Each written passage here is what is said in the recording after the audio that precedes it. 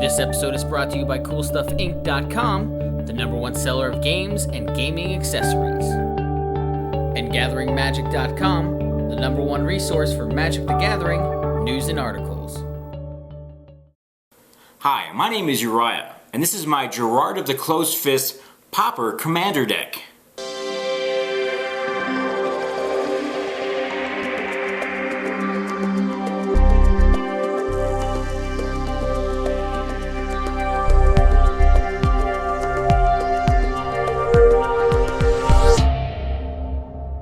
This is my Jerrard of the Closed Fist Pauper Commander deck. I've noticed with some playgroups Pauper has different meanings, but for the purpose of this deck, it's an all-commons deck. So at one point in time, each of these cards have been printed at the common rarity, which makes it allowed for this deck as a Pauper deck for me. Now, I had never played Pauper before until recently. One of the EDH Rules Committee members, that would be Devin Rule, introduced me to that in Denver at GP Denver earlier this year with his Savitri Skarzam deck, and you can find the deck tag for that here on the channel. So I decided it looked like fun. Maybe I should go ahead and build one myself. Jerrard of the Closed Fist. He is a 6/5 for 3 colorless Forest Mountain. So green-red, pretty vanilla. Now I did have to go for a somewhat unique copy. This is an Italian copy. I guess really not too unique, but it's not a regular English version, which I tend not to like. So there we go. Now I do have snow-covered lands in here. It's going to be 13 snow-covered forests, and as well as 13 snow-covered mountains. There's really nothing in the deck that interacts with snow-covered lands. I just like the way they look. So that's what I chose for my basics. Again, 13 of each forests and mountains. Command Tower, thankfully printed at common, so we have that. We also have Gruul Guildgate, which gives me 2 colors, and Gruul Turf, also a 2-color land. We do have all 4 of the fetches that I can run that get all of my lands, just because I like to shuffle up the deck. So we have Naya Panorama, Naya Panorama, the Terramorphic Expanse, and of course Evolving Wilds, all of those at common, which is great. Another common land I have in here is Haunted Fengraf.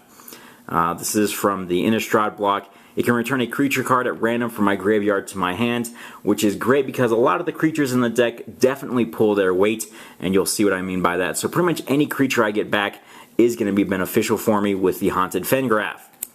We do have some common mana rocks here in Darksteel Ingot, as well as a Gruul Cluestone and Mindstone, both those late game allowing me to draw cards to see if I can get out of any kind of a land rut.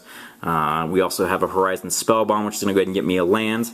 Some more land spells, Kodama's Reach, Cultivate, Exploding Borders. Now it's not going to get the full domain effect since I'm only running 2 colors here, but it is a way to go ahead and get more land out of my library, and then also get a couple damage in, whether it's killing off a small, very small utility creature, or just hit an opponent for 2 damage. It usually works out pretty well for me.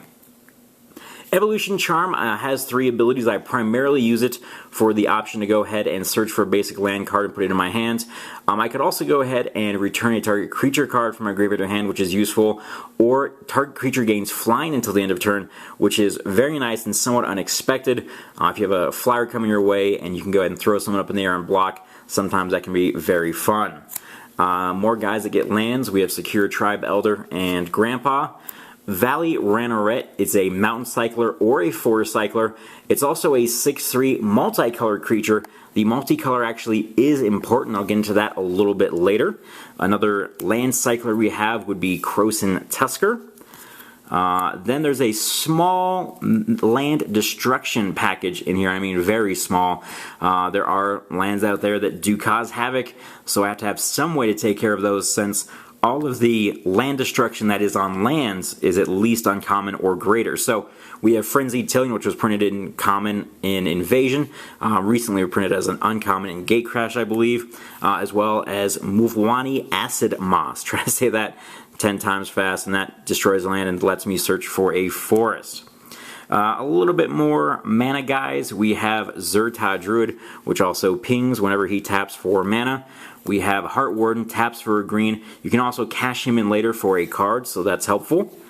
Now, because this is an all-common deck and I do want to go ahead and play with the big dog, so to speak, and hold its own, I gotta make sure my creatures can go ahead and kill their other creatures, because a bunch of small 3/3s, 2/2s that you normally might find in red or green, they aren't going to do the job by themselves.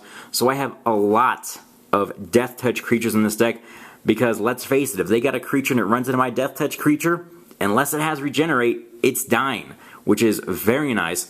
So we have Deadly Recluse, Thornweald Archer, an Ambush Viper that's actually autographed by Rich Hagon.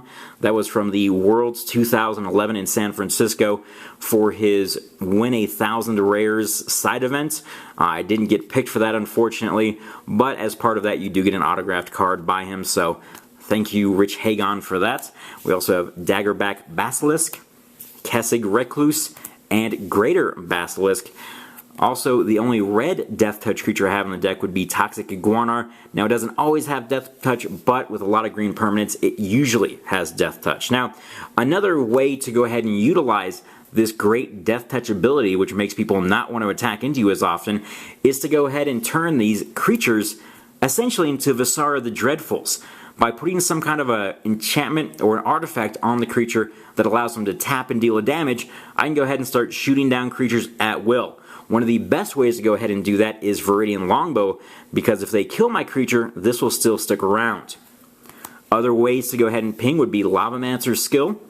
I also have Power of Fire, Fire Whip, and Arcane Teachings. Now this one gives +2/+2 as well as the ability to ping. The +2/+2 really isn't that helpful, but it is just a common pinger. That's why it is in the deck as well.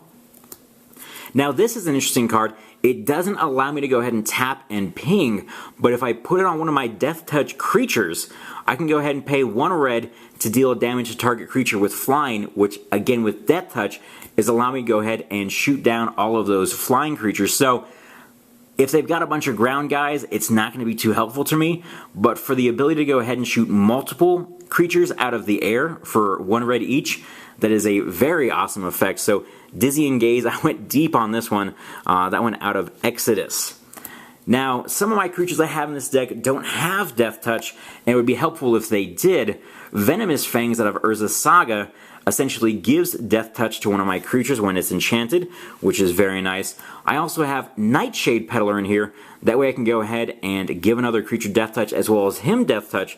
That way if I have another one of those ping artifacts or enchantments, I can put it on him and he can go to town.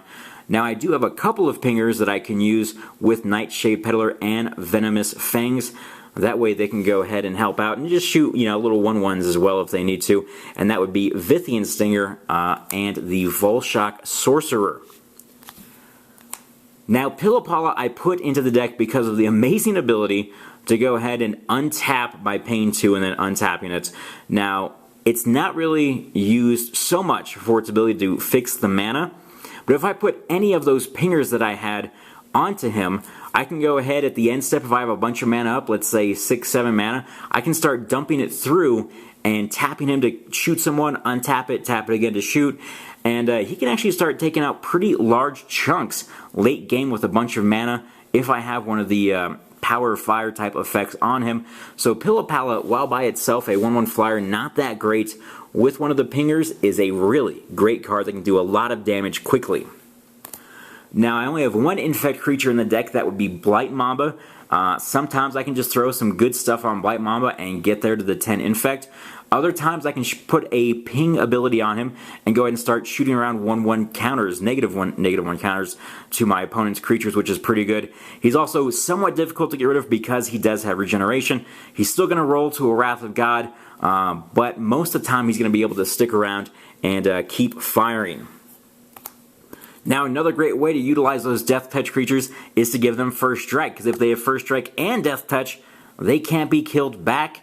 So Sparring Collar is really great for that, and I can attach it at instant speed as well for the 2/2 or the 2 red casting cost. Sorry, not casting cost, activation. And yeah, Sparring Collar really great with the Death Touch, and just great in general if I throw it on my Jerrard. Jerrard, since he is usually the main win condition of the deck, sometimes can be somewhat difficult to get through, so I have Whispersilk Cloak to make him unblockable. I also run Dragon Fangs, the +1/+1 and trample for 2, and then if it's in the graveyard, I can go ahead and return it to a creature if it has 6 or more converted mana cost, and Jerrard is 6 converted mana cost, so that works out very well. If I have a Dragon Fangs on him, he dies, and I play him again, it'll come back. Dragon Breath I also play. This one gives the ability to Fire Breathe, and the haste is actually very important with this card. A lot of people don't realize this card has haste, they just think about its Fire Breathing ability.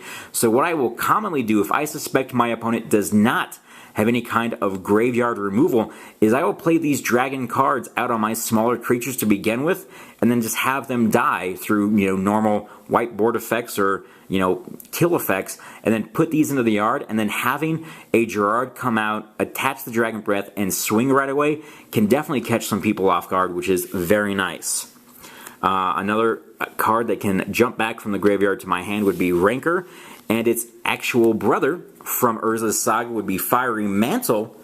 It also has the same effect of Rancor of going back to my hand if it's put into the graveyard, and it also is a fire breathing effect, so that can sometimes push Jerrard to a 3 to a 2 turn clock, to a 3 or 2 turn clock, as opposed to a 4 turn clock where he normally is. Snake Umbra, +1/+1, so that's going to put him at the 3 turn clock. And also, whenever he deals damage, draw a card, which is very important. But the Totem Armor, also very important, allowing him to stay alive through wipe effects. Zhur-Taa Swine, another multicolored creature. But primarily, I'm looking to go ahead and Blood Rush this to get that extra 5 damage in. Because 5 damage for 3 mana, especially when it's commander damage, is very important. Runes of the Dais is probably the best enchantment I can play on Jerrard. The ability to give +2/+2 first strike, double strike and trample is game changing.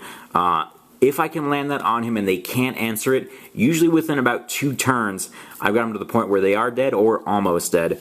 And it's a great card, especially at common. Now, because I do run those other couple of multicolored creatures in the deck, I do run Psychotic Fury. This can also let Jerrard get double strike until the end of turn, and it lets me draw a card, and it's instant, which is very nice, so I don't have to play it at sorcery speed and, prevent myself from getting blown out. I do have Withstand Death in here as well in case there is a wipe effect, and I don't have that Totem Armor on, or if he's going to go into combat and die, I can go ahead and save him with this. Tormod's Crypt in Chronicles was printed as a common, which is great because I tend to have graveyard removal in all of my decks. In this deck it would be Tormod's Crypt as well as Night Soil, which has the benefit of leaving behind little saplings after it takes out cards from their graveyard. A small little package to go ahead and return cards from my graveyard, either to my hand or to play. Actually, I guess just to my hand. It's Reclaim, Wildwood Rebirth, which returns a creature from my graveyard to my hands, and then Elven Cache, which is any one card from my discard pile to my hand. Anarchist gets me back a sorcery, and usually some of the sorceries are going to be like, mana sorceries, and those aren't too bad. I can thin my deck out a little bit, or maybe one of the other X spells we'll see here shortly. Now, we do have a lot of enchantment and artifact destruction in this deck. Since my creature, containment is pretty good with my pinging Death Touchers, I want to make sure I can take care of any problem enchantments or artifacts as well. So we have Shattering Pulse, Wickerbaugh Elder, Tin Street Hooligan, Hull Breach, Relic Crush, and then this card doesn't destroy enchantments or artifacts. It is Fisher, but it's a very good card. This is an instant speed common for 2 red 3 that destroys target creature or land, and it cannot be regenerated. So one of the very few destroy target creatures in red. This may be the only one if I remember correctly, and it's awesome, especially because it is a common. Mold Shambler is there if I need to take down a problem permanent, whatever it may be, except for a creature, whether it's a planeswalker or a land or an artifact or an enchantment, whatever. I also have very few ways to get any kind of card advantage out of this deck, so this is the one concession I made to that. The Tin Street Market allows me to tap, discard a card, and draw a card. If I'm drawing a lot of lands late, this is very useful to help me try to get through my deck quicker. We have some X spells here to go ahead and primarily take care of creatures if I don't have any of my Death Touch Pingers out, because I have noticed people will tend to wrath away those Death Touch Pingers because they are just that good. Again, Visara is a very good creature. To have a Visara, you know, on multiple creatures is very nice as well. So we have some X spells to take care of their creatures, or if I need to shoot it at a player, I can as well. Rolling Thunder, we have Lava Burst, Fireball, and Disintegrate. And then finally the last creature, the last card even in the deck, that would be Ulamog's Crusher, Ulamog's little brother. Not as good as, of course, Ulamog or Cozy, but still for an Eldrazi, not too bad, an 8/8 on 8 with Annihilate too. And there you have it, that is my Jerrard of the Closed Fist Pauper Commander deck. Thanks for watching CMDR Decks. Don't forget to subscribe and favorite.